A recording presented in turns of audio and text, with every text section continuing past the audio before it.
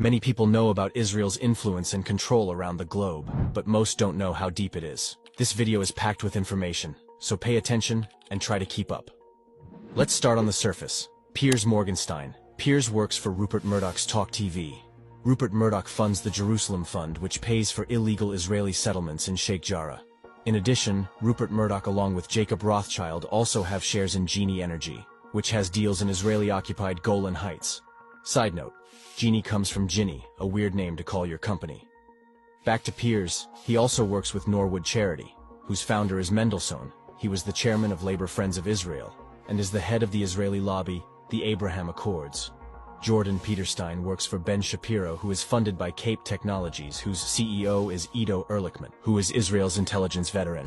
Rishi Sunak's company, Infosys, is co-directed by Ori Levine, who works for Israeli intelligence unit 8200. 8200 is a surveillance unit that spies on thousands of celebrities and politicians across the globe, and they are the heads of companies that we use such as Google, YouTube, Waze, Microsoft, WhatsApp, Facebook, Instagram, and so many more.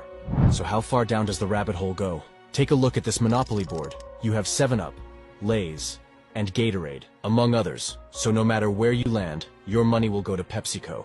Then you have Walls, Ben & Jerry's, Magnum, etc. It goes back to the same owner, in this case, Unilever. Next, you have Nesquik, Kit Kat, Aero, among others. Your money is all going to Nestle. If you zoom out and put all these parent companies on the board, from Coca-Cola, Mars, Nestle, etc., the ones who have majority shares in the company are Vanguard and BlackRock.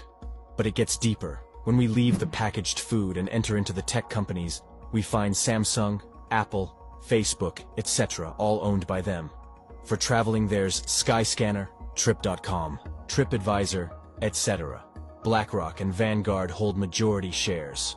For the textile industry, you have Adidas, Nike, Louis Vuitton. Same companies have majority shares. For oil refineries, you have Shell, Exxon, BP, etc. For pharmaceutical, you have Johnson & Johnson, Biotech, AstraZeneca, etc. For vehicles, there's Audi, Toyota, Ford, etc. For the media, you have CNN, ABC, CBC, so on and so on. So let's make one final monopoly board. From food tech to clothing to media to oil to cars to big pharma to planes to weapons, governments, restaurant chains, cosmetics to mobile networks, the same two companies own everything. The red are the executives that are Jewish at these companies. So who owns BlackRock? The chairman and CEO of BlackRock is Larry Fink, who had this to say about the genocide happening in Palestine. I'm absolutely devastated by the horrific acts of terrorism committed in Israel. Over the past several days, BlackRock's primary focus has been on the safety and well-being of our colleagues.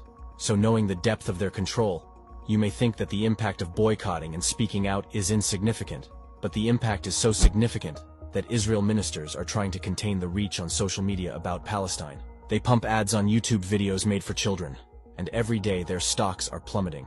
Speaking out and boycotting is so significant that only 90 years ago the Muslim world was under official colonization. France was in Algeria, the British were in Egypt, and the Italians were in Libya. But as a result of the efforts of this ummah, official colonization could no longer be upheld. When you look at it like that, this modern monopoly board, which some call the Matrix, is officially on its last legs and on its way out. Allah mentions in the Quran, the parable of those who take protectors other than Allah is that of a spider spinning a shelter. And the flimsiest of all shelters is certainly that of a spider, if only they knew. Their World Wide Web is a flimsy structure, so keep speaking, keep boycotting, and keep marching. For soon, you will see how flimsy their web is.